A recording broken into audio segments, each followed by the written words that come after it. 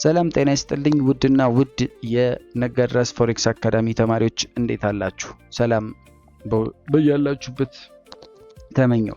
እንግዲህ በሪስክ ኦን እና ሪስክ ኦፍ ዙሪያ በዚህ በሞጁል 4 ላይ ያወራናቸው የተለያዩ ሀሳቦች ነበሩ። ከዛ ባለፈ ግን ሪስክ ኦን እና ሪስክ ኦፍን በማውራት ሂደት ስለ ሴፍ ሄቨን ከረንሲዎችም ያወራንበት ሁነት ነበር። ሴፍ ሄቨን ከረንሲዎች ወይም የዚህ የደህንነታችን መጠለያዎች ምንድን ናቸው? ማዕበል ሲመጣ የት ነው የምንደበቀው የሚለውን ምላሽ የሚመልሱልን እስቲ ምንድን ናቸው የሚለውን በደንብ እንትናቸው። እንግዲህ አንደኛው ወይም የመጀመሪያው ሐሳቤ በዚህ ጉዳይ ስናነሳ አንደርግራውንድ ባንከር የምንለው የምድር ቤት ዋሻው ብለው የሚጠሩት ሐሳቤ ነው። which is ዓለም ላይ አስፈሪ የሚባል ማዕበል፣ ሱናሚ፣ መሬት መንቀጥቀጥ፣ ጦርነት ሲነሳ ሰዎች ወደ ውጪ ወጥተው ንግድ አያካሂዱም፣ ኦሬልስ አዲስ ቤት አይሰሩም። ራይት ከዛ ይልቅ ያፈሩትን ንብረት ይዘው አንደርግራውንድ ባንከር ውስጥ ነው። ምናልባት እንደ ኢትዮጵያውያን ስለሆነን ብዙ የተፈጥሮ ችግሮች ስለሌሉብን የአንደርግራውንድ ባንከር ምናምን ቤቶቻችን ላይ አንሰራም። የአሜሪካ ቤቶች ከኒውክሌር ፍራቻ ጀምሮ እስከ ተፈጥሮ ፍራቻ አንደርግራውንድ ባንከር ያላቸው ቤቶች ናቸው፣ ወይም ደግሞ ግራውንድ ቤቶች አሏቸው በውስጣቸው ማለት ነው። ስለዚህ ምንም አይነት ችግር ቢነሳ ወይም ቢመጣ እነዚህ አንደርግራውንድ ባንከር ውስጥ ገብተው ይደበቃሉ ማለት ነው። ስለዚህ በዚህ ሰዓት የምድር ቤቱ ዓላማ ዋነኛ ዓላማው ትርፍን ማምጣት አይደለም። ትርፍን ማምጣት ሳይሆን ህይወታቸውንና ንብረታቸውን ለጊዜውም ቢሆን አትርፎ ማቆየት ነው። በፎሬክሱ ማርኬት የዓለም ቢሊዮነሮች፣ የዓለም ትልልቅ ባንኮች፣ ኢንስቲትዩሽኖች የምትሏቸው እነዚህ ሜጀር የስማርት መኒ አንቀሳቃሾች ፖለቲካል ቀውስ ወይም ኢኮኖሚካል መደርመስ ክራሾች ሲመጡ ሞሮፍ ገንዘባቸውን የሚደብቁባቸው ሴፍ ሄቨን የተባሉ ወይም የደህንነት መጠለያ የሚባሉ ሶስት ዋና ከረንሲዎች አሉ ብለናል። እነዚህ ማን ናቸው? የአሜሪካን ዶላር፣ የስዊስ ፍራንክ እና የጃፓኒዝ የን ናቸው።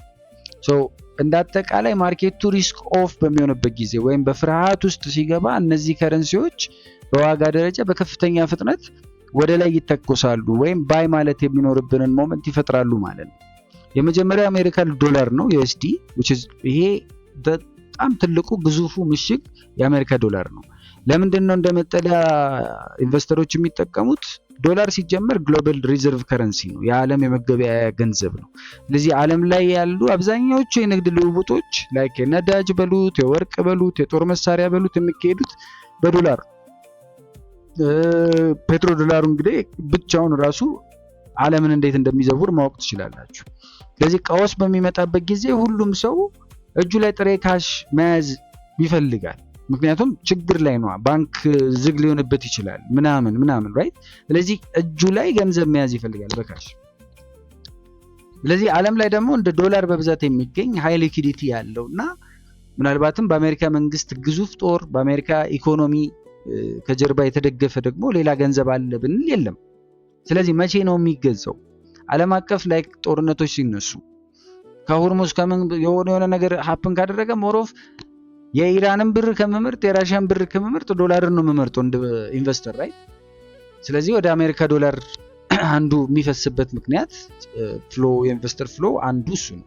ወረርሽኝ ፓንዴሚክ ሲመጣ ኦሬልስ የስቶክ ማርኬት ሲከስር ወይም ደግሞ ስቶኮች ክራሽ ሲያደርጉ ማለት ነው ዶላርን ባይ እናደርጋለን። ሁለተኛው የስዊስ ፍራንክ ነው። ይሄ ሚስጥራዊው የካዝና ክፍል የምንለው ነው።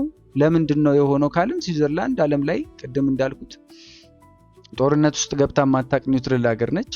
ስለዚህ የፖለቲካ ስርዓቷ በጣም የተረጋጋ ነው። ከዚህ በላይ ደግሞ በዓለም የምትታወቀው የስዊስ በባንኮቿ ነው። የባንክ ስርዓቷ በጣም ሚስጥር ጠባቂ በመሆኑ እንደ አጠቃላይ ስዊስ ባንኪንግ ሴክሬሲ ይባላል ሐሳቢያቸው። የዓለም ባለሀብት የምትሉት ሁላ ጦርነት ሀገራቸውን ሲያተራምሰው ገንዘባቸውን በማሸሽ ስዊዘርላንድ ባንኮች ውስጥ ነው የሚያከማቹት። ስለዚህ ከዚህ በተጨማሪ ደግሞ የስዊስ ባንክ በጣም ብዙ የወርቅ ክምችት የጎልድ ሪዘርቭ ያለው ባንክ ነው። ባይዘው በዚሁ ብዙ ሰው የማያውቀው ታሪክ የስዊስ ባንክ በተለይ ሴንትራል ባንካቸው የወርቅ ክምችቱ በጣም ሰፊና ትልቅ ነው። መቼ ነው መግዛት የሚኖርብን? በተለይ በአውሮፓ ውስጥ የፖለቲካ ቀውስ ኦሬልስ ጦርነት ሲነሳ፣ ለምሳሌ የሩሲያና ዩክሬን ጦርነት ሲጀምር ኢንቨስተሮች ዩሮአቸውን ሞሮፍ ወደ CHF ነው የሚወስዱት። ስለዚህ ቶሎ ብለው ዩሮን ሸጠው በፍጥነት CHF ነው ባይ የሚያደርጉት ማለት ነው። ከዚህ አንፃር ዩሮ CHF ክፉኛ ወደ ታች ይወርዳል ማለት ነው። ሴል አውት እናደርገዋለን ማለት ነው። ሶስተኛው እትስ ጃፓን፣ የጃፓን ኬዝ ነው። ወደ ጃፓን ወይም የJPY ኬዝ ስንመጣ ሪፓትሪዬሽን ኢፌክት የሚባለው ለምንድን ነው መጠለያ የሆነው? በዚህ ሪፓትሪዬሽን ኢፌክት ባልኳችሁ ወደ ሀገራቸው ገንዘብን በመመለስ ሂደት ውስጥ ብዙ ትሬደሮች የማይረዱት ትልቅ ሚስጥር ነው ብዬ አስባለሁ። ጃፓን እኮ ኢንትረስት ሬት አትከፍልም። ለምንድን ነው ሰዎች ማለት ቀውስ ሲመጣ ጄፒዋይን የሚገዙት የሚል ጥያቄ ሊኖራቸው ይችላል። ምክንያቱም ምን ተባብለናል? ኢንትረስት ሬት የማይከፍል ማን ነው? ሴንትራል ባንክ ማንም ጥሎት ነው የሚሄደው። በቃ ኢንትረስት ካልከፈለኝ ብሬን ለምን ሰጠዋለሁ ላለው። ሶ እንደ አጠቃላይ ሚስጥሩ ገንዘብን ወደ ሀገር መመለስ የሚባል ሪፓትሪዬሽን የምንለው ጉዳይ ይሆናል ማለት ነው። ስለዚህ ጃፓን እንደ አጠቃላይ ዓለም ላይ ካሉ ሀገራት ሁሉ በጣም በጣም ትልቅ የተትረፈረፈ ካፒታል ወይም ሰርፕለስ ካፒታል ብቻ ሳይሆን በአጠቃላይ ብዙ ሀገሮች ላይ ኢንቨስትመንት አሏቸው። ለዚህ ጃፓን ኢንቨስተሮች ይህንን ገንዘብ ይዘው አሜሪካ፣ አውሮፓ፣ አውስትራሊያ ምናምን የምትሏቸው ሀገሮች ላይ ኢንቨስት ያደርጋሉ። ግን ደግሞ ዓለም ላይ ክራይሲስ ሲመጣ፣ ዓለም ላይ ቀውስ ሲመጣ እነዚህ የጃፓን ኢንቨስተሮች ይደናገጡና ውጭ ሀገር ያፈሰሷቸውን ዶላሮች ኦሬልዝ ዩሮዎች በፍጥነት ሴል ያደርጋሉ። ገንዘባቸውን ወደ ጄፒዋይ ወደ ጃፓኒዝ የን በመቀየር ወደ አገራቸው መልሰው ያስገባሉ ማለት ነው። ስለዚህ ይሄ $1 ትሪሊየን ወደ ጄፒዋይ ሲቀየር የጄፒዋይ ዋጋ ሰማይ የሚነካበትን ሞመንቶች እናያለን ማለት ነው። ምናልባት ይሄንን እንደውም ወርክራውስ ወስዳችሁ የጃፓኒዝ የን እንትን ማርኬቶችን ሄዳችሁ ብትፈልጉ ሜጀርሊ የምታገኟቸው የሆኑ እንትኖች ጊዜያቶች አሉ። የጃፓኒዝ የን በጣም ያደገበትን ሲናሪዮች የመመልከት እድሎችን ልታዩባቸው ትችላላችሁ። እና እነዚህ ሲናሪዮች በዋነኝነት ክራይሲስ በሚፈጠርባቸው ምናምን ሞመንቶች ናቸው በእርግጥ ሀፕን የሚያደርጉት። በአጠቃላይ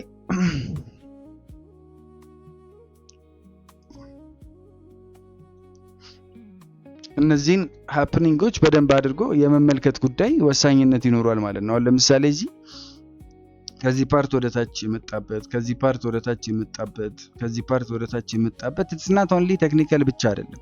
በተለይ እንደዚህ ማሲቭ አሁን ይሄ ዊክሊ ነው። በዊክሊ ይሄ ማሲቭ የሆነ እንደዚህ ወደ ታች የመከስከስ ሂደት በጣም ትልቅ የሆነ የዶላር ውድቀት ነው ለዚህ ፖይንት ማለት ነው።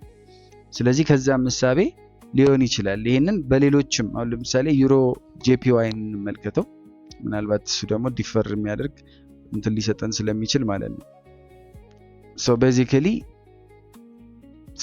ከተመለከትን እንዳጠቃላይ አወራረዳቸው ምናቸው ማሲቭ በሚሆንበት ሞመንት የሚፈጥሯቸው ራሱን የቻሉ እሳቤዎች ይኖራሉ ማለት ነው። ሶ እንዳጠቃላይ የጃፓኒዝ የን መቼ ይገዛል? ኦብቪየስሊ ማርኬቱ ሪስክ ኦፍ በሚሆንበት ፍርሃት ውስጥ በሚገባበት ጊዜ፣ በተለይ የአሜሪካ ስቶክ ማርኬት በሚወድቅበት ጊዜ የዩኤስዲ ጄፒዋይ ቻርት በተቃራኒው ወደ ታች በኃይል የሚወርድበት ሁኔታ አለ። በተቃራኒው ስላችሁ ያው ከስቶኮቹ ጋር አንድ ላይ ለጄፒዋይ ግን መጠናከር ነው። የዩኤስዲ ጄፒዋይ ቻርት መውረድ ማለት ጄፒዋይ የተጠናከረ ወይ ማሸነፈ ማለት ነው ራይት። ስለዚህ ከዛ ሐሳብ አንፃር በዛ አይነት ሐሳብ ሊወሰድ ይችላል ማለት ነው። እንዳጠቃላይ ከዚሁ ጋር በተያያዘ እንግዲህ የቀሩትን የዚህ ኮሞዲቲ ከረንሲዎችን በተለይ የነዳጅ፣ የወርቅ፣ የወተት ተዋጽኦ ወዘተ የተገናኘ ጉዳዮች አሏቸው። እንደ ካናዳ፣ እንደ አውስትራሊያ፣ እንደ ኒውዚላንድ የመሳሰሉ ትልልቅ አገሮች አሉ። ከነዚህ ጋር በተያያዘ ደግሞ ኮሪሌሽናቸውንም አብረን የምናነሳበትን ሲናሪዮ በሚቀጥለው ክላሳችን የምንፈጥር ይሆናል። በዋነኝነት የኮሞዲቲ ከረንሲዎች ምንድናቸው ከሚለው ሐሳቤ በተለይ ደግሞ ዓለም ላይ ያሉ አንዳንድ ሀገራት ኢኮኖሚያቸው የተመሰረተው ቴክኖሎጂ በማምረት አይደለም፣ ሞሮፍ መሬት ውስጥ ባለ የተፈጥሮ ሀብት ወይም የተፈጥሮ ኮሞዲቲዎቻቸው ሊሆን ይችላል አብዛኛዎቹ። እና እነዚህ ሀገራት ልክ እንደ ትልቅ ግዙፍ የሆነ የማዕድን ቆፋሪ ድርጅት ኦሬልዝ የእርሻ ድርጅት ምናምን ልትሏቸው ትችላላችሁ። that is why majorly South Africa becomes one of the emerging economies in the world still የራሳቸው ሰዎች የሚበሉት አጥተው የሌላን አፍሪካ ወንድሞቻቸውን እንግዲህ ገፍተው እስከ ማስወጣት የደረሰበት ችግርም ኖሮባቸው እንደ አገር ግን this የኮሞዲቲ የተፈጥሮ ሀብት ለአንድ ሀገር በጣም አስፈላጊና ወሳኝ መሆኑን እናያለን። እና በተለይ ከሜጀር ከረንሲዎች አንግል አንፃር የእነዚህ ሀገራት ገንዘብ ወይም ከረንሲ ዋጋ ቀጥታ ከሚሸጧቸው ጥሬ እቃዎች ዋጋ ጋር ቁርኝት ያላቸው ዳይሬክትሊ ኮሪሌትድ የሆኑ ናቸው።